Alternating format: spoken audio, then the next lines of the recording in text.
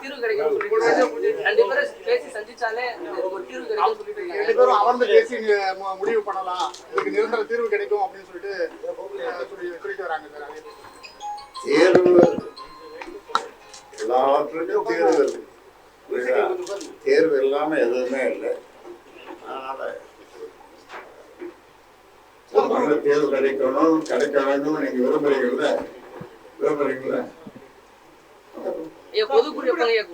பொதுக்குழுவா அதுக்கான யோசனை இன்னும் அதை பற்றி யோசிக்கணும். கடந்த அதிமுக கூட்டணியில நீங்க ராஜ்யசபா உங்களுக்கு ஒரு வாய்ப்பு வழங்கப்பட்டுச்சு. இப்ப இந்த கட்சியில் நிலவர குழப்பத்தின் காரணமாக அந்த வாய்ப்பு பறிபோச்சுன்னு சொல்லி நிர்வாகிகள் தொண்டர்கள் ஒரு வருத்தத்தை தெரிவிக்கிறாங்களே, அதை எப்படி பாக்குறீங்க?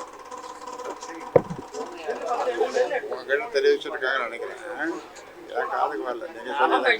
ஒருவேளை ஒற்றுமையா இருந்தா அந்த வாய்ப்பு உங்களுக்கு மீண்டும் கிடைச்சிருக்கு.